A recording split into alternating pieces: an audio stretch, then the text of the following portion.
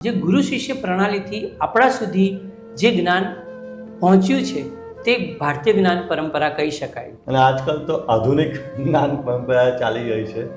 શિક્ષણ પદ્ધતિનો જ્યારે પણ તુલનાત્મક અભ્યાસની વાત આવે છે ત્યારે શિક્ષણ પદ્ધતિના મહત્વના 4 અંગ છે.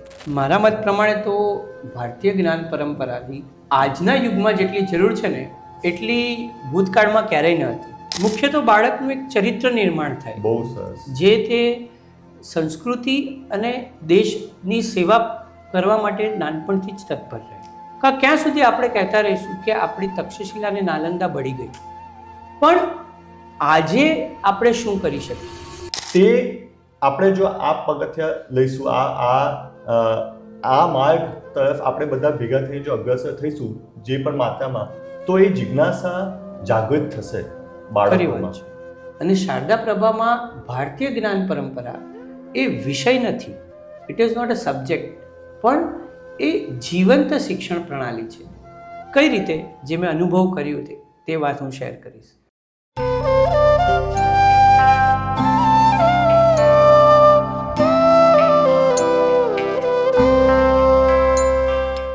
સરસ્વતી નમસ્તુભ્યં વરદે કામરૂપિણી વિદ્યારંભં કરિષ્યામિ સિદ્ધિર્ભવતુ મે સદા.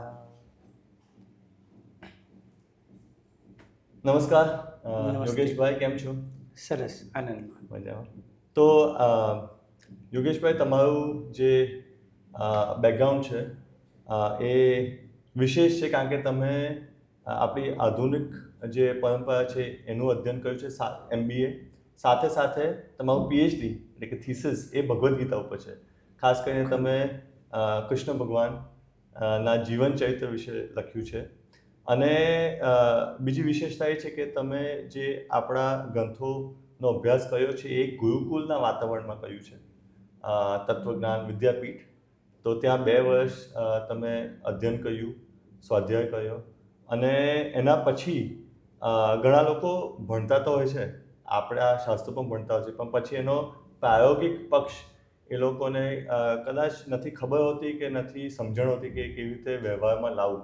તો તમે એને લાગુ પણ કર્યું, ખાસ કરીને આપણું અર્થશાસ્ત્ર, ચાણક્યનું અર્થશાસ્ત્ર. અને તમે ડૉક્ટર રાધાકૃષ્ણ પિલ્લઈ, જે પ્રસિદ્ધ છે આજે કોર્પોરેટ ચાણક્યને કારણે, એમની સાથે અધ્યયન કરીને તમે ઘણા બધા ઉદ્યોગપતિઓને પણ કાઉન્સિલિંગ કર્યું, એટલે સમજણ આપી કે કેવી રીતે આપણા અર્થશાસ્ત્રથી એ લોકોનો વ્યાપાર વધારી શકે.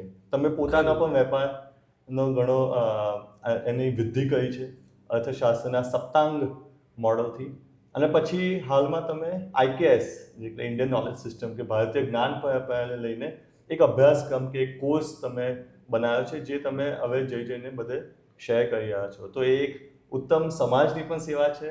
ખાસ કરીને આપણે જેમ વીણની વાત કરતા હોય તો ઋષિ વીણ, આપણે ઋષિ મુનિઓના જે આપણે વટવૃક્ષની નીચે આપણે બેઠા છીએ, તો એક ઋષિ વીણ પણ હોય છે આપણે માટે, કે આપણને જે પણ મળ્યું છે આપણા પૂર્વજોથી એ આપણે આગળ એને વધારીએ. તો આપણી આમ તો ચર્ચાઓ થતી જ હોય છે, અને આપણો ચર્ચાનો વિષય પણ એક જ હોય છે, એ છે ભારતીય જ્ઞાન પરંપરા.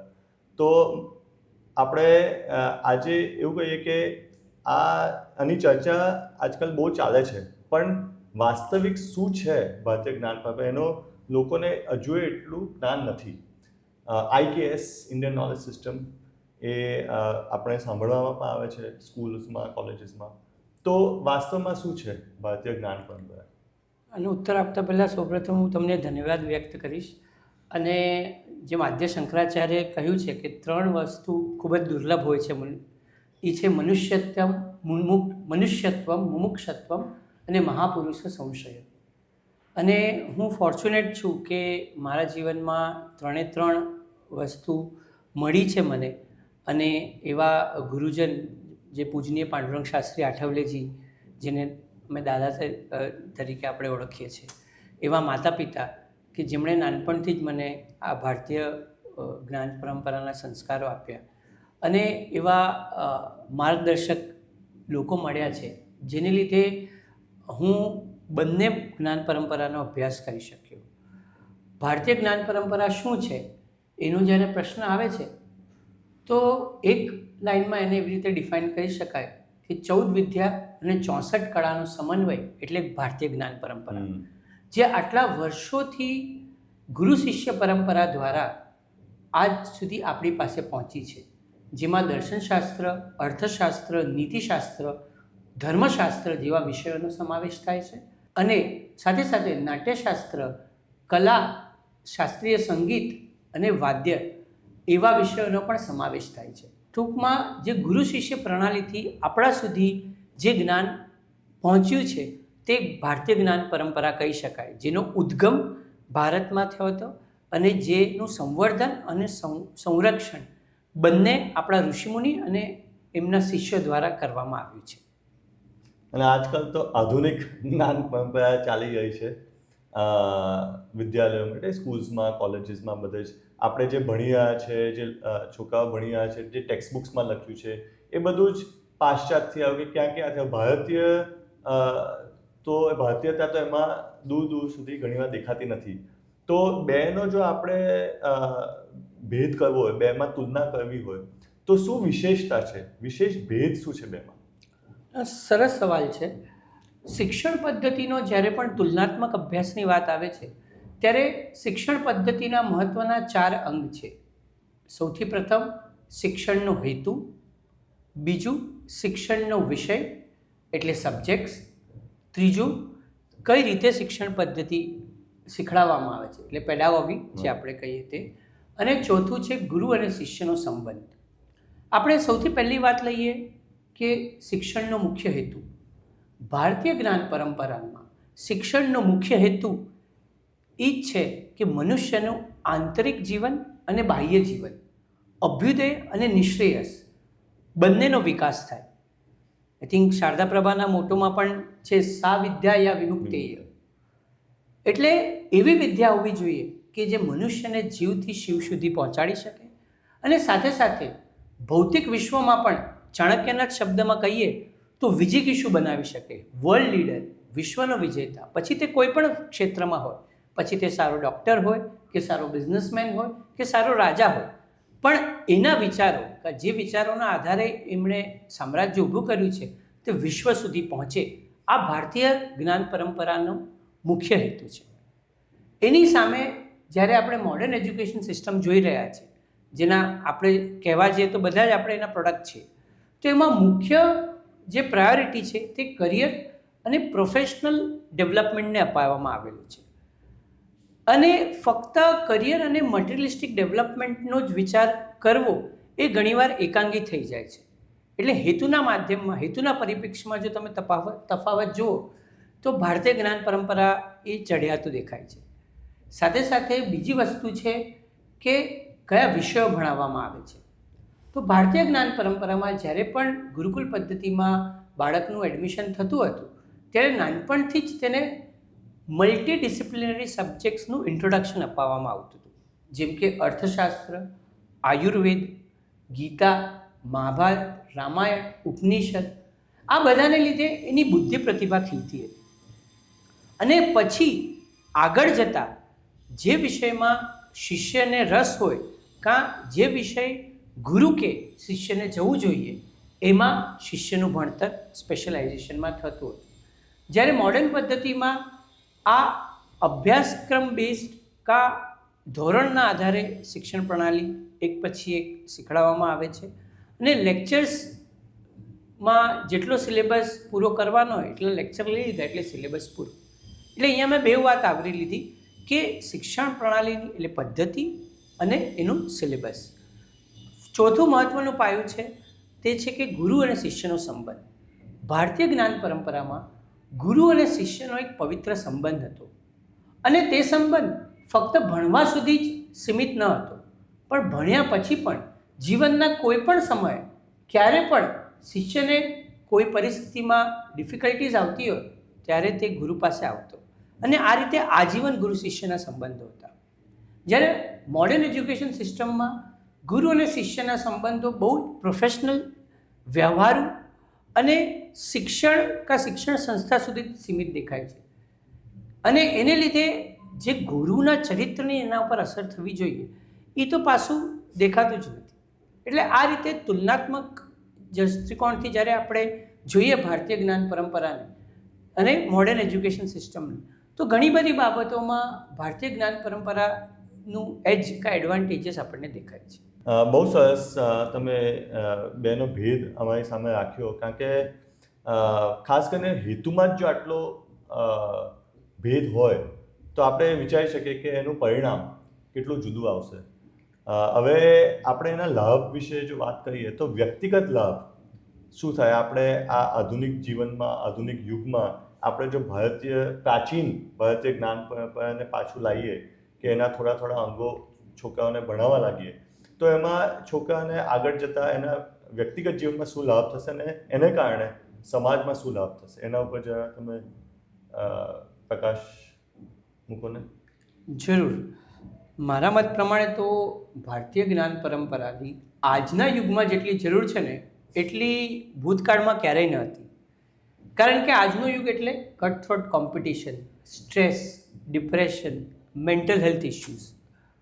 અને એનું મુખ્ય કારણ પાછું હું કહીશ કે શિક્ષણ પ્રણાલી જ છે. જો નાનપણથી બાળકને એ શિક્ષણ પ્રણાલીમાં ઉછેર કરવામાં આવ્યો હોય, જેમાં યોગ દર્શન દ્વારા માનસિક સ્વાસ્થ્ય, આયુર્વેદ દ્વારા શારીરિક સ્વાસ્થ્ય, ગીતા, વેદ, ઉપનિષદ જેવા ગ્રંથો દ્વારા બૌદ્ધિક સ્વાસ્થ્ય ઉપર ભાર મૂકવામાં આવ્યો હોય, કે બૌદ્ધિક પ્રતિભા ખીલાવવામાં આવી હોય, તો જીવનમાં કોઈ પણ ડિફિકલ્ટ સિચ્યુએશન આવી હોય તો બાળક હતાશ કે નિરાશ ન થાય. કહેવામાં આવે છે ને કે બાળકને જે રીતે વાળો તેમ વળે. એટલે એની સાથે સાથે આવા વિષયોની સાથે સાથે ભારતીય જ્ઞાન પરંપરાનો એક મહત્ત્વનો પાયો છે, તે છે સ્વશિસ્ત. તેમનામાં કરુણા, આદર અને પ્રેમ જેવા ગુણોનું ખીલવવું, જે નાનપણથી બાળકોમાં જો ખીલવવામાં આવે તો એનો દૃષ્ટિકોણ સમાજ પ્રત્યે એક્સપ્લોઇટેટિવ કા યુટિલિટેરિયન નથી રહેતો, પરંતુ સહયોગાત્મક રહે છે. એટલે પર્યાવરણની દૃષ્ટિથી પણ બાળક તેને શોષણ કરવા માટે થઈને ક્યારેય પ્રેરિત નહીં થાય.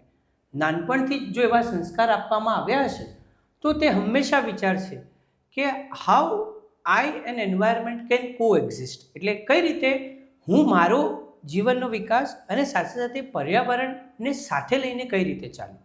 એટલે ભારતીય જ્ઞાન પરંપરાનો આજના સમયમાં જેટલો જરૂરી છે તેટલી મને નથી લાગતું બીજા કોઈ કાળમાં પણ હશે.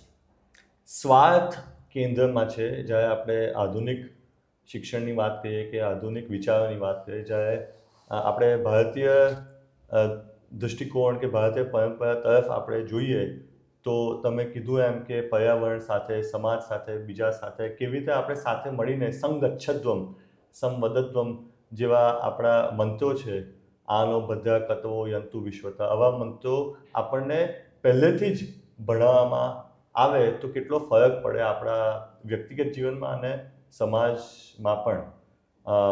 મુખ્ય તો બાળકનું એક ચરિત્ર નિર્માણ થાય. બહુ સરસ. જે તે સંસ્કૃતિ અને દેશની સેવા કરવા માટે નાનપણથી જ તત્પર રહે. એ સેવા ભાવ, ભક્તિભાવ દેશ માટે, રાષ્ટ્ર માટે, સમાજ માટે, ભગવાન માટે, તો એનામાં જે તમે કીધું એમ જે ગુણો છે, સદગુણ છે, સાત્વિકતા છે, એનામાં એની વૃદ્ધિ થશે અને એને કારણે એ વાતાવરણમાં પણ ફરક પડશે. જે વાતાવરણનો અસર એના ઉપર થશે એ જ એનો અસર, એનો પ્રભાવ આગળ જતાં એના વાતાવરણ પર થશે અને એ જ આપણું સમાજનું નિર્માણ પણ થતું હોય છે. તો ચરિત્ર નિર્માણ સાથે સાથે સમાજ નિર્માણ પણ એની મેળે જ થશે. હવે આપણે આગલો વિષય લઈએ કે આપણે શિક્ષા પ્રણાલીમાં જો કોઈ પરિવર્તન જોવો હોય તો મને લાગે છે કે બે એના ઉપાય છે. એક છે કે આપણે ગવર્મેન્ટ, આપણી જે સરકાર છે એના ઉપર બધું થોપી દઈએ કે સરકાર કંઈ બદલાવ લાવે, અને એ લોકો લાવી પણ રહ્યા છે. અને એક છે કે સમાજમાં આપણે જે વ્યક્તિઓ, આપણે જે નાગરિક છે, આપણે શું કરી શકીએ. તો પહેલું આપણે સરકારની વાત કરીએ. એ લોકોની રીતે NEP પોલિસી લાયા છે 2020માં, એ લોકો લાયા. તો એ તો આધુનિક છે. હવે NEPમાં IKS એટલે કે ઇન્ડિયન નોલેજ સિસ્ટમનું ઘણું ભાર આપ્યું છે કે આ તમારે સ્કૂલમાં આને લાગુ કરવાનું. હવે શિક્ષકો ઉપર, સ્કૂલ્સ ઉપર એટલે કે વિદ્યાલયો ઉપર અને માતા પિતા ઉપર નિર્ભર છે કે એ લોકો કેટલું લાગુ કરે છે, કેવી રીતે લાગુ કરે છે. તો આ બે નો સમન્વય કે એનો જોડ સંયોગ કેવી રીતે થયો છે? એનઈપી તો આધુનિક છે, 2020માં ભારતીય જ્ઞાન પરંપરાનો તો કોઈ તારીખ છે જ નહીં. તો બે વચ્ચે શું કનેક્શન છે કે શું બે વચ્ચે સંયોગ છે? તમે જે સવાલ પૂછ્યો છે, મને લાગે છે કે it is a need of the hour. એટલે એનઈપીમાં જે ભારતીય જ્ઞાન પરંપરા કે ઇન્ડિયન નોલેજ સિસ્ટમનો સમાવેશ કરવામાં આવ્યો છે, તેને કઈ રીતે આપણે પ્રેક્ટિકલી કરી શકીએ, રાઈટ? સૌથી પહેલાં તો જે મિનિસ્ટ્રી ઓફ એજ્યુકેશને આ પહેલું પગથિયું લીધું છે કે જેમાં ખાસ કરીને ઉચ્ચ શિક્ષણમાં ભારતીય જ્ઞાન પરંપરાના વિષયોને ભણાવવું. આ બહુ જ મહત્ત્વનું પગલું છે. બહુ કહેવાય છે ને કે ક્યાં સુધી આપણે મેકોલેને દોષ દેતા રહીશું કે એમણે આપણી ભારતીય જ્ઞાન પરંપરાનો વિધ્વંસ કર્યો, ક્યાં સુધી આપણે કહેતા રહીશું કે આપણી તક્ષશિલા અને નાલંદા બળી ગઈ. પણ આજે આપણે શું કરી શકીએ? 78 વર્ષ આપણે થવાના છે આપણા સ્વાતંત્ર્યને. શું આપણે ખરેખર ભારતીય જ્ઞાન પરંપરાને રિવાઇવ ન કરી શક્યા હોત? આ આપણા બધા માટે વિચારવાનો વિષય છે, વિચારણીય વિષય છે. આ બધા માટે આ આપણા બધા માટે વિચારણીય વિષય છે, ખરી વાત છે. અને એટલા જ માટે હું કહું છું, અને હું પોતે પણ પર્સનલી પ્રમોટ કરું છું કે જે ગવર્મેન્ટે આ મિનિસ્ટ્રી ઓફ એજ્યુકેશને જે પગલું ભર્યું છે કે જેમાં ઉચ્ચ શિક્ષણમાં અર્થશાસ્ત્ર, આયુર્વેદ, ખગોળશાસ્ત્ર, વૈદિક મેથેમેટિક્સ જેવા વિષયો ભણાવવા, જેને લીધે શું થશે કે આજના યુવા પેઢીને આ વિષયોથી પરિચિત કરવામાં આવશે. જેને લીધે શું થશે, આજની યુવા પેઢી આ વિષયોથી પરિચિત થશે. નહીંતર આજ સુધી એમણે ખાલી વેદ, ઉપનિષદ, ગીતા, આયુર્વેદ આને નામથી જ ઓળખ્યા હતા. એની અંદર શું છે, એની અંદરનું શું માખણ છે તે એમને ખ્યાલ જ નહોતો. પણ કારણ કે આ કરિક્યુલમનો પાર્ટ છે, કારણ કે આ કરિક્યુલમનો ભાગ થવાનો છે, એટલે એમને આ બધા વિષયોથી પરિચિત થશે. પહેલી વાત. બીજી વાત જે મહત્ત્વની છે એનઈપી 2020ની, જે આઈકેએસ ઇન્ડિયન નોલેજ સિસ્ટમના સાથે સંલગ્ન છે, એ છે કે એમણે કહ્યું છે કે ફક્ત આપણા પૂર્વજોએ કયા વિષયો ભણ્યા હતા, કઈ ખોજ કરી હતી, એના પૂરતું જ આ સીમિત ન રાખો. NEP 2020 under Indian knowledge system cell promote કરે છે કે ઉત્સાહ આપે છે આજના યુવાનોને to apply Indian knowledge system in today's time. એટલે ભારતીય જ્ઞાન પરંપરાને આજના સમયમાં આપણે કઈ રીતે એપ્લાય કરી શકીએ એના રિસર્ચ માટે થઈને પ્રોત્સાહન આપે છે, જે ખૂબ મહત્ત્વનો અંગ છે. એટલે તમે જે સવાલ પૂછ્યો કે ભારતીય જ્ઞાન પરંપરા તો હજારો વર્ષથી આવી રહેલી જ્ઞાન પરંપરા છે, એનું અને એનઈપીનો સંબંધ શું? તો મારા મત પ્રમાણે આ બંને એકબીજાને પૂરક છે. હું તો કહીશ જે મોડર્ન એજ્યુકેશન સિસ્ટમમાં ખામી રહી ગઈ હતી એ પૂરી કરવાનું આ પ્રથમ પગલું છે કે જે મિનિસ્ટ્રી ઓફ એજ્યુકેશને લીધું છે. હવે બીજું મહત્ત્વનું પાસું છે કે એમાં આપણે બધા જે લોકો શિક્ષણ ક્ષેત્ર સાથે નથી પણ જોડાયેલા, કાં સમાજ એઝ અ હોલ આમાં કઈ રીતે સહભાગી થઈ શકે? તો એના માટે ખૂબ જ મહત્ત્વની બાબત છે તે એટલે કે અવેરનેસ, કે જાગૃતતા. આજે એવા કોઈ પણ એવા વિષય નથી, એવો વિષય નથી કે જે છુપાયેલો હોય કાં જે હિડન હોય. તો આપણે બધા પણ ભારતીય જ્ઞાન પરંપરાના વિષયો, જે મેં પહેલાં કહ્યા, ખગોળશાસ્ત્ર, અર્થશાસ્ત્ર, વૈદિક મેથેમેટિક્સ, એનો અભ્યાસ પોતે આપણે કરવો જોઈએ. અને સાથે સાથે આજે ગવર્મેન્ટે કાયદા તો ઘડી લીધો, પણ એનું અમલીકરણ કરવા માટે એટલા શિક્ષકોની જરૂર છે, એટલા ઇન્ફ્રાસ્ટ્રક્ચરની જરૂર છે અને એટલા ફંડ્સની જરૂર છે. કાં આપણે એઝ અ ભારતીય જાગૃત નાગરિક જે વર્ષોથી કહી રહ્યા છે કે આ શિક્ષણ પ્રણાલી તો મેકોલેએ આપી, આપણે શું કરી શકીએ? તો આ જે સ્ટેપ એનઈપીમાં લેવામાં આવ્યો છે એને ઇમ્પ્લિમેન્ટ કરવું એ આજના વૈયક્તિક એઝ અ ઇન્ડિવિજ્યુઅલ આપણે કરી શકીએ. અને હું તો ખાસ કરીને આજના કોર્પોરેટ્સ કે આજના ઉદ્યોગપતિને પણ કહીશ કે એનઈપીમાં જે કરિક્યુલમ દેવામાં આવ્યો છે એને ઇમ્પ્લિમેન્ટ કરવા માટે અલગ અલગ શાળા અને કોલેજોમાં એ સેલને પ્રસ્થાપિત કરવા માટે ફંડ્સ મોબિલાઇઝ કરે, જેને લીધે જે ચાણક્યનું પણ માનવું છે કે ધર્મસ્ય મૂલમ અર્થ, એટલે જો આજે આપણે ભારતીય જ્ઞાન પરંપરાને પ્રસ્થાપિત કરવી હશે તો ઉદ્યોગપતિઓનો પણ સહારો લઈને આપણે વિવિધ શિક્ષણ સંસ્થાઓમાં IKS સેલનું, IKS એટલે ઇન્ડિયન નોલેજ સિસ્ટમના સેલનું આપણે નિર્માણ કરી શકીશું. ઉત્તમ વિચાર છે અને એ આપણી જિમ્મેદારી છે. આપણા સંસ્કૃત શબ્દનો ઉપયોગ કરતો આપણો ધર્મ છે.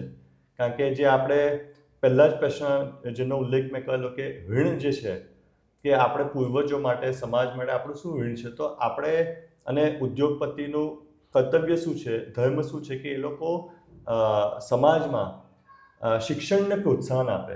શિક્ષકનો ધર્મ શું છે, તો એવી શિક્ષા બાળકોને આપે જે એના જેનાથી એનું ચરિત્રનું નિર્માણ થાય. માતા પિતાનો શું ધર્મ છે, તો એવા ગુણો બાળકને આપે, એવું વાતાવરણ ઘરમાં આપે જેનાથી એ એક બીજ જે છે એ એક ફૂલ કે એક પુષ્પ તરીકે વિકસિત થાય અને એની સુગંધ આખું સમાજ લઈ શકે. અને બાળકનો એટલે કે વિદ્યાર્થીનો શું ધર્મ છે, તો કે વિદ્યા ગ્રહણ કરવી પૂર્ણ રૂપથી. અને જે મૂળ વાત છે તે ભારતીય જ્ઞાન પરંપરામાં જે જિજ્ઞાસા ઉત્પન્ન થાય છે તે આપણે જો આ પગથિયા લઈશું, આ માર્ગ તરફ આપણે બધા ભેગા થઈને જો અગ્રસર થઈશું જે પણ માત્રામાં, તો એ જિજ્ઞાસા જાગૃત થશે બાળકોમાં. અને અમે એક પાઠશાળા ચલાવીએ છીએ, સ્કૂલ ચલાવીએ છીએ, શારદા પ્રભા નામ છે એનું. તમે તો જાણો છો, તમારો છોકરો પણ ત્યાં હતો, નાનો હતો ત્યારે, તમે જ્યારે અહીંયા હતા ત્યારે. તો તમે તો વ્યક્તિગત રીતે સાક્ષાત રૂપે જોયું પણ છે કે અમે શું કરી રહ્યા છે. અને નાનપણમાં આ બધા મૂલ્યો, સંસ્કારોનું બીજ બહુ એ સૌથી મહત્વપૂર્ણ છે. તો તમારો પ્રત્યક્ષ અનુભવ શારદા પ્રભામાં અને તમે જેટલું પણ સાંભળ્યું છે, જોયું છે, અનુભવ કર્યું છે, એના વિશે તમે જરા કહી શકો કે એનું અને ભારતીય જ્ઞાન પરંપરાનો શું સંબંધ છે, કઈ રીતે અમે લાગુ કરી રહ્યા છે? હું તો કહીશ આખા સંવાદમાં આ સૌથી મનગમતો પ્રશ્ન છે મારો. કારણ કે વલસાડના મગોદમાં શાંત વાતાવરણમાં અને નિસર્ગોની વચ્ચે જે શારદા પ્રભા પ્રસ્થાપિત કરવામાં આવી છે તે ખરેખર આ એફર્ટ્સને હું એપ્રિશિએટ કરું છું. અને શારદા પ્રભામાં ભારતીય જ્ઞાન પરંપરા એ વિષય નથી, it is not a subject, પણ એ જીવંત શિક્ષણ પ્રણાલી છે. કઈ રીતે? જે મેં અનુભવ કર્યું તે વાત હું શેર કરીશ. કે અહીં પ્રવેશતા જ બાળક નિસર્ગ સાથે સહજ રીતે સંબંધ બંધાઈ જાય છે. પર્યાવરણ શું છે તે શીખડાવવાની જરૂર નથી પડતી. અહીંના વાતાવરણમાં જ એટલી પાવિત્રતા છે કે બાળકને સહજ લાગે છે કે નહીં, આ વાતાવરણમાં હું વધારે ને વધારે સમય રહું. ખાસ કરીને જે વિશિષ્ટ અભ્યાસક્રમ તમે ડેવલપ કર્યો છે, જેમાં વાર્તા, ચર્ચા અને પ્રેક્ટિકલ એક્ટિવિટી દ્વારા બાળકોને ન ખબર પડતા ગણિતશાસ્ત્ર, ઇકોનોમિક્સ અને સંસ્કૃત શીખવવામાં આવે છે, તે ખૂબ જ સરાહનીય છે. અને હું તો કહીશ કે અહીંયાની દિનચર્યા જ એવી છે કે બાળક જાણે ભારતીય જ્ઞાન પરંપરાના વિષયોમાં જ આખો દિવસ પસાર કરે, જેમ કે પ્રાર્થના, યોગ, પ્રાણાયામ, ધ્યાન. આ બધા વિષયો નાનપણથી જ બાળકોને શીખડાવવામાં આવતા બાળકોને એવું ખરેખર લાગવા લાગે છે કે મારી જીવનશૈલી પણ આ રીતે મારે કેળવવી જોઈએ. અને સૌથી મહત્ત્વની વાત છે કે અહીંના કલ્ચરલ ઇવેન્ટ્સ, પછી તે એન્યુઅલ ડે ફંક્શન હોય કે ઉત્સવોનું સેલિબ્રેશન, દરેક ઇવેન્ટ્સની અંદર સાંસ્કૃતિક અભિનય, કાં ભારતીય સંગીત, કાં ભારતીય શાસ્ત્રીય સંગીત, વાદન અને નૃત્યને પ્રાધાન્ય આપવામાં આવે છે, જેને લીધે હસતા રમતા બાળકના જીવનમાં ભારતીય પરંપરાના સંસ્કારો વણાઈ જાય છે. એટલે ખરું કહું તો હું આ અગેન પોડકાસ્ટના માધ્યમ દ્વારા ખાસ કરીને ગુજરાતના શિક્ષણ સંસ્થાને અને ગુજરાતના શિક્ષણ મંત્રીને એ અપીલ કરીશ કે IKSનું જે એપ્લિકેશન આજે નેશનલ સ્તર પર કરવા માંગીએ છીએ એનું એક રોલ મોડેલ છે શારદા પ્રભા. તો અહીં આવે અને જીવંત જે ભારતીય શિક્ષણ પ્રણાલી છે એના વિશે જાણે અને અહીંથી પ્રેરણા લે કે આપણે કઈ રીતે બીજી બધી સ્કૂલ ને ઇન્સ્ટિટ્યૂટમાં એને એપ્લાય કરી શકીએ. એટલે એક લાઇનમાં કહેવું હોય તો ભારતીય જીવન પ્રણાલીનું જીવંત સ્વરૂપ એટલે શારદા પ્રભા. એ અમારો એક વિનમ્ર પ્રયાસ છે કે અમને જે લાભ થયો છે ભારતીય જ્ઞાન પરંપરાના અધ્યયનથી એ જ લાભ બાળકોને પણ થાય, બીજા બધા જ એ અનુભૂતિ કરી શકે. કારણ કે જેમ તમે પણ કીધું એનો મૂળ ઉદ્દેશ્ય શું છે તો આત્મજ્ઞાન, આત્મબોધ, સા વિદ્યા યા વિમુક્ત એ મુક્તિનો અનુભવ થવો જોઈએ. તો નૈસર્ગિક વાતાવરણમાં, અને અમે તો કહેતા પણ હોઈએ છીએ કે પ્રકૃતિની ગોદમાં, અને મગોદ એટલે માની ગોદ. અચ્છા. તો મા એટલે પ્રકૃતિ. આ આંબાવાડીમાં આપે છે, અહીંયા આમ છે, ચીકુ છે, કેળા છે, બધું જ છે. તો અને સાથે સાથે એ લોકો ખેતી પણ શીખે છે, તે કૃષિ હાથથી, એ લોકો બૌદ્ધિક સ્તરે તમે કીધું સંસ્કૃત. તો આ બધા આપણા મૂળ પાયા છે આપણી સંસ્કૃતિના, અને સંસ્કૃતના આધાર પર સંસ્કૃતિ છે, અને સંસ્કૃતિથી જ સંસ્કાર પણ બાળકોમાં પ્રવેશ કરે છે. બરાબર. તો અને જે ઉત્સવોની તમે વાત કરી એમાં અમારો પ્રયાસ એ છે કે કારણ કે આધુનિક લોકો પણ ઉત્સવ તો મનાવતા હોય છે, બરાબર. હવે અમેરિકામાં હોળી એ લોકો ફેસ્ટિવલ ઓફ કલર્સ તરીકે, તો કૃષ્ણ ભગવાનની તો વાત જ નથી કરશે, નથી ગોપીઓની વાત. કલર્સ વિશે એ લોકોએ સેક્યુલર ફેસ્ટિવલ કરી કાઢ્યું છે. દિવાળીને આપણા જ ભારતીય લોકોએ ફટાકડાનો ફેસ્ટિવલ કરી કાઢ્યો છે કે ઉત્તરાયણમાં ફક્ત પતંગ ચગાવો. તો અમે આ ઉત્સવો ઉજવતા બાળકોને એ શીખવાડીએ છીએ કે આપણા શાસ્ત્રમાં શું લખ્યું છે. શું રામ ભગવાને ફટાકડા ફોડેલા? આપણે દીપ પ્રજ્વાલિતો જ્ઞાનમય પ્રદીપ, સેતુબંધ વિશે વાત છે કે કેવી રીતે આપણે આપણા પારસ્પરિક સંબંધોમાં એક જ્યોત લાવી શકીએ, સેતુ બનાવી શકીએ. ઉત્તરાયણ વિશે કે આપણા વિચારો ઉત્તમ સ્તરે કેવા, આપણા ચિદાકાશમાં કેવા વિચારો આવવા જોઈએ. કાં તો હોળીનો ઉત્સવ છે તો આપણું મન કયા રંગથી રંગાવવું જોઈએ. તો સંસ્કૃતના અધ્યયનથી છોકરાઓને એ પ્રવેશ મળે છે આપણા શાસ્ત્રોમાં, આપણા ગ્રંથોમાં, આપણા વેદ ઉપનિષદમાં, અને એના આધાર પર ઉત્સવો મનાવીએ છીએ. ખૂબ જ સરસ. એમાં પ્રયાસ રહ્યો છે. સાથે સાથે તમે કીધું એમ અમારી કથાઓ બધી, આપણી જે પુરાણમાં કથાઓ છે, અને સાથે થોડા પ્રાયોગિક ક્રિયાત્મક બધી એક્ટિવિટીઝ, અને ખાસ કરીને ચર્ચા કરીએ છીએ અમે છોકરાઓ સાથે. એટલે અમે એ લોકોને એક રીતે પ્રેરણા આપીએ છીએ કે તમે પ્રશ્ન પૂછો. હવે આપણે જો બ્રહ્મ જિજ્ઞાસા અને ધર્મ જિજ્ઞાસા ને એવી વાતો કરતા હોય તો જિજ્ઞાસા કેવી રીતે જાગૃત થશે?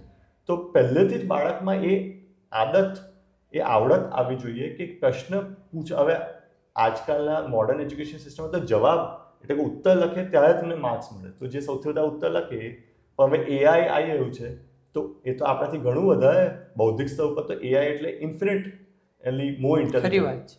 તો આપણી બુદ્ધિનો તો કોઈ એમાં છે જ નહીં, તુલના થાય છે જ નહીં. પણ AI હોય, રોબોટ હોય, રોબોટિક્સ જે આપણે જોઈએ છે, મશીન લર્નિંગ, એ પ્રશ્ન નહીં પૂછી શકે. પ્રશ્ન હજુ એ મનુષ્ય જ પૂછી શકશે. અને જેમ આપણા ઋષિમુનિએ પૂછેલા, શાંત વાતાવરણમાં, નિસર્ગ એક માહોલમાં, એ લોકોના મનમાં એવા પ્રશ્નો આવેલા મૃત્યુ વિશે, પ્રેમ વિશે, પરમાત્મા વિશે, આત્મા વિશે, જે આજકાલના ઘોંઘાટમાં કે શહેરમાં કે આધુનિકતામાં, કારણ કે બધા અમે તો અહીંયા વર્જિત છે મોબાઈલ, ને તો બાળકોના હાથમાં પણ મોબાઈલ જ હોય છે.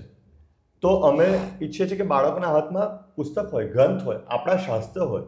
તો ભગવદ્ ગીતાનું અધ્યયન થાય છે અહીંયા. તમે જે કૃષ્ણ ભગવાનની વાત કરી, તો કૃષ્ણ ભગવાનના ચરિત્ર ઉપર અમે એન્યુઅલ ડે કર્યું છે, એની ઉપર બધી વાર્તાઓ અને એનો શું અર્થ છે એ વિશે ચર્ચા થતી હોય છે. એવું નહીં કે ખાલી કહી દીધું કે એમને સાંભળી લીધું. ચર્ચા થાય અને એમની અંદર જે કૃષ્ણ તત્વ છે એ જાગૃત થાય છે, એમની તરફ એ લોકો વળે છે અને પરિચિત થાય છે. એ જે પ્રત્યભિજ્ઞા કે પોતાનું જ્ઞાન, આત્મજ્ઞાન, એ સ્વાભાવિક રીતે પછી આવવાની શક્યતા વધી જાય છે. હવે યોગેશભાઈ, ઘણા માતા પિતાઓ એમ પણ કહેતા હોઈએ છે કે અમને થોડા આ પ્રયોગ એક કરી રહ્યા છે. પ્રયોગ એટલે આપણે તો ખબર જ છે એનું પરિણામ શું આવશે, પણ એક રીતે આધુનિક લોકો માટે આ એક પ્રયોગ છે. તો બાળક તો બહુ નાનું છે, એ જોઈ નથી શકતું કે આનો પ્રભાવ શું પડશે 5 વર્ષ પછી કે 10 વર્ષ પછી. માતા પિતા પણ દુર્ભાગ્યવશ કે એ લોકો પણ ઘણીવાર જોઈ નથી શકતા કે આનો કેવી રીતે એક સકારાત્મક પ્રભાવ પડશે છોકરાની માનસિકતા ઉપર અને છોકરાના વ્યવહાર ઉપરમાં પણ. તો ઘણીવાર આપણે આપવા પડતા હોય છે એવા જીવંત ઉદાહરણો, જેમ કે તમે જ એક છો અને તમે પણ ગુરુકુલના વાતાવરણમાં ભણ્યા છો 2 વર્ષ, અને પછી તમે એ જ્ઞાન અપ્લાય કરીને, એટલે કે એને લાગુ કર્યું તમે વ્યવહારમાં, અને એનો લાભ તમને મળ્યો છે ફક્ત આધ્યાત્મિક સ્તર પર નહીં પણ આર્થિક સ્તર ઉપર પણ. તો તમે તમારા જીવન વિશે પણ થોડું કહી શકો. સાથે સાથે તમે જો એવા બીજા ઉદાહરણ જોયા હોય તો એક સામૂહિક રીતે તમે અમારી સાથે શેર કરી શકો કે શું એનો લાભ થઈ શકે વ્યક્તિના સામાજિક જીવનમાં, આર્થિક જીવનમાં. કારણ કે આપણી પાસે ધર્મ, અર્થ, કામ, મોક્ષ બધા જ આપણા ચતુર્વિધ પુરુષાર્થ છે. ખરેખર જે તમે સવાલ પૂછ્યો છે એમાં કહેવા માંગીશ કે એવા શું ઉદાહરણો છે કે, તો એવા અનેક ઉદાહરણો છે. અને ખાસ કરીને એવા ઉદાહરણો છે જેમણે ભારતીય જ્ઞાન પરંપરાના આધારે શિક્ષણ લીધું હોય અને વ્યક્તિગત જીવનમાં અને આર્થિક જીવનમાં બંનેમાં સફળતા પ્રાપ્ત કરી હોય. અને ખાસ કરીને જે લોકો, ટુ બી ફ્રેન્ક કહું, કે જેમણે પણ ભારતીય જ્ઞાન પરંપરાના આધારે શિક્ષણ લીધું છે ને, એ લોકો સફળ જરૂર થાય છે પણ એ લોકો જોબ નથી કરી શકતા. એ લોકો પોતે જ આઈધર બિઝનેસમેન કાં વ્યવસાયિક ઉદ્યોગપતિ બને છે કાં પછી શિક્ષક કાં પ્રોફેસર બને છે. કારણ કે એમની નાનપણથી જ એમને જે અસ્મિતા અને તેજસ્વીતાના વિચારો મળેલા હોય છે, તેને લીધે એમનામાં એક કોન્ફિડન્સ નિર્માણ થાય છે કે હું કંઈક નિર્માણ કરી શકું. આત્મવિશ્વાસ નિર્માણ થાય છે કે હું કંઈક કરી શકું. અને બીજા મને આવીને કહે એના કરતાં પહેલાં મને ખ્યાલ છે કે ક્યાંક હું ખોટો છું, તો હું મારી રીતે મારું આખું બિઝનેસ એમ્પાયર ઊભું કરું. અને એવા ઘણા દૃષ્ટાંતો છે. હું પણ ભાગ્યશાળી રહ્યો છું, જેમ મેં કહ્યું એમ, કે ભારતીય જ્ઞાન પરંપરામાં શિક્ષણ લીધા પછી મને પણ એક ઇનોવેટિવ બિઝનેસ મોડેલ ડેવલપ કરવાની ઈચ્છા થઈ. અને એ પણ એક નાની એજમાં, કહેવા જઈએ તો જ્યારે હું 30 વર્ષનો હતો ત્યારે મેં નક્કી કર્યું કે આ વિચારધારાના આધારે, ખાસ કરીને અર્થશાસ્ત્રના આધારે, આપણે એક એવું કન્સલ્ટિંગ મોડેલ બનાવીએ, એવું બિઝનેસનું માર્ગદર્શન કરીએ કે જેમાં આપણે સહભાગી પણ થઈએ by way of taking equity, અને સાથે સાથે એની વૃદ્ધિ પણ કરીએ by getting involve and applying the અર્થશાસ્ત્ર ઇન ધર બિઝનેસ. એટલે સાદી ભાષામાં કહેવા જઈએ તો જે સિદ્ધાંત ચાણક્યએ આજથી 2400 વર્ષ પહેલાં કહ્યા હતા, એને આજે એપ્લાય કરી અને એમાંથી જે ફાયદો થાય એની અંદર ભાગીદારી કરવી, આવું એક મોડેલ મેં ભારતીય જ્ઞાન પરંપરાના આધારે મને જે શિક્ષણ મેળવવામાં આવ્યું એ ભૌતિક દ્રષ્ટિથી કહું છું. બાકી આધ્યાત્મિક રીતે તો ખરેખર આ જ્ઞાન પરંપરાથી એક જે જીવનનું ધ્યેય મળ્યું છે, ખાસ કરીને જે વિચારો પૂજનીય દાદાજીથી મળ્યા છે, એને લીધે એક સમાજને પણ આપણે કઈ રીતે ઉપયોગી થઈ શકીએ, આ સંસ્કૃતિનું કાર્ય કઈ રીતે કરી શકીએ, કઈ રીતે એક સોલ્જર ઓફ ગોડ બની શકીએ, એનું પણ જીવનનું ધ્યેય ભારતીય જ્ઞાન પરંપરાને લીધે મળ્યું છે. એટલે એના માટે થઈને હું સદૈવ કૃતજ્ઞ રહીશ એ સ્વાધ્યાય વિચારોને, અમારા અર્થશાસ્ત્રના શિક્ષક ડૉક્ટર રાધાકૃષ્ણ પિલ્લઈને.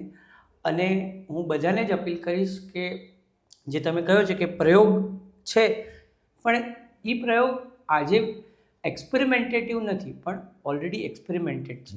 ઘણા દૃષ્ટાંતો છે. તમે પણ PhD યુએસમાં જઈને કર્યું ને ગોલ્ડ મેડલ મેળવ્યા છે. તો આ કંઈ ને કંઈ દેખાડે છે કે વ્યવહારિક સફળતા એ તો બહુ નાનું અચીવમેન્ટ થઈ જાય છે.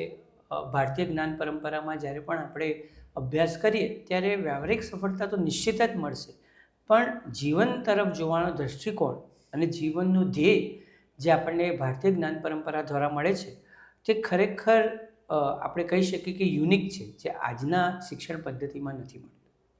ના, બહુ સરસ વિચાર છે. કારણ કે આજે બધા જ આદરણીય પ્રધાનમંત્રીને કારણે બધા જ આત્મનિર્ભર ભારતની જે વાત કરી રહ્યા છે, પણ એ કેવી રીતે શક્ય થશે? જો વ્યક્તિ આત્મનિર્ભર બનશે તો. વ્યક્તિ ક્યારે બનશે? જો આપણામાં અસ્મિતા હશે, આપણી સંસ્કૃતિ તરફ આપણે વળીને જોઈશું કે આપણા શાસ્ત્ર શું કહી રહ્યા છે, તો જ આપણે પોતાના પગે ઊભા થઈ શકીશું. નહીં તો તમે કીધું એમ જોબ જે માઇન્ડસેટ છે, એટલે જે વિચારધારા છે એ એવી છે કે 9 થી 5 કામ કરવાનું એટલે સિક્યોરિટી, પૈસા આવી જાય, સેલરી મળી જાય, બસ એટલું જ વિચાર છે. એનાથી વધારે તમે જે વાત કરી કે ક્રિયાત્મક, કલાત્મક, જે ઇનોવેટિવ જે માનસિકતા છે એ આવતી જ નથી. જ્યારે જોબ માઇન્ડસેટ હોય છે ત્યારે બધા જ એન્ટ્રન્સ એક્ઝામ માટે જાય છે, એ જ ગવર્મેન્ટ જોબ માટે જાય છે. તો મને લાગે છે કે સરકાર પણ એ ઈચ્છે છે કે ભારતમાં વધારે ને વધારે ઉદ્યોગપતિ થાય, વધારે. અને આપણે તો ભારતને વિશ્વગુરુ તરીકે પુનઃસ્થાપિત કરવામાં લાગી રહ્યા છે ખાસ કરીને છેલ્લા થોડા વર્ષોથી. તો વિશ્વગુરુ કયા બનશે? ગુરુની વ્યાખ્યા જે છે, જે તમે કીધી કે બધા જ જાય અંધકારમાં ખોયા છે, એટલે એ લોકોને માર્ગ મળતો જ નથી. ત્યારે ભારત એક એવું દીપક છે જે મેં કીધું પ્રજ્વાલિત જ્ઞાનમય પ્રદીપ, જે માર્ગદર્શન આપી શકે. તો મને લાગે છે કે આપણે, સરકારે તો પોતાનું કામ કર્યું છે અને કરી પણ રહ્યું છે. આપણે જો બધા જ વ્યક્તિ, શિક્ષક, માતા પિતા, નાગરિક પોતપોતાનું જો કર્તવ્ય નિભાવશે આપણી જ્ઞાન પરંપરા તરફ, તો આપણને આપણા વ્યક્તિગત જીવનમાં વૃદ્ધિ જોવા તો મળશે જ, સાથે સાથે રાષ્ટ્રની પણ વૃદ્ધિ થશે. અને જે સપનું છે આપણા બધાનું જ, ભારતને જ્યારે આજે બધા જ આપણે તત્પર છીએ કે ભારત વિશ્વગુરુ હતું અને પાછું કેવી રીતે થશે એ વિષય ઉપર વાતો કરવા માટે, તો ફક્ત વાતોથી કંઈ થશે નહીં, ફક્ત કંઈ ચર્ચા કરવાથી થશે નહીં, પણ પ્રાયોગિક પક્ષ પર ધ્યાન આપીને બધા જો પોતપોતાનું કર્તવ્ય નિભાવશે તો સંભવતા છે કે આપણી અંદર પણ ભારતીયતા એટલે જ્ઞાનનો ઉદય થશે. એટલે મને લાગે છે તમે જે આ અંતમાં વાત કહી એ ખરેખર એક બીજી નવી ચર્ચાનો ઉદ્ગમ છે કે ભારતને વિશ્વગુરુ કરવા માટે આધ્યાત્મિકતા તો ભારત પાસે છે જ, પણ આર્થિક રીતે પણ ભારત એટલું સક્ષમ બને ત્યારે આજના સમાજ એને એક્સેપ્ટ કરશે કે આજના વિશ્વમાં એમનું આર્થિક રીતે પણ ભારત વધે ત્યારે ભારત વિશ્વગુરુ ખરી રીતે બનશે. અને બસ એક છેલ્લો રેફરન્સ આપવા માંગીશ કે આપણે ઓલરેડી ભારત સોનાની ચીડિયા ભારત એ કહેવામાં આવતું હતું કે સોનાની ખાણ છે. શા માટે? કારણ કે તે સમયે 76% ઓફ ધ પોપ્યુલેશન એ ઉદ્યોગ કરતું હતું. તો ખરેખર ભારતીય જ્ઞાન પરંપરા, ખાસ કરીને અર્થશાસ્ત્ર ને આજના સમયમાં એપ્લાય કરીને આપણે વધારે ને વધારે સફળ ઉદ્યોગપતિ કઈ રીતે નિર્માણ કરી શકીએ અને ભારતની અને દેશની સેવા કઈ રીતે કરી શકીએ એના ઉપર આપણે ખરેખર જોવા જઈએ તો એક ચર્ચા કરવી જોઈએ અને કરીશું જ. અને આપણી ચર્ચા તો ચાલતી જ રહેશે. અને આ જ્ઞાન પરંપરા અખંડ છે, અનંત છે. તો હરિ અનંત, હરિ કથા અનંત. તો આપણી ચર્ચા ચાલતી રહેશે અને આપણે ઈચ્છીએ કે બધા જ આ વાર્તાલાપ, સંવાદ સાંભળે અને જેટલું પણ માતા પિતાથી, શિક્ષકોથી અને બાળકોથી જેટલું પણ જીવનમાં થઈ શકે એટલું કરે. એ જ આપણું ઋષિ ઋણ થશે. નમસ્તે.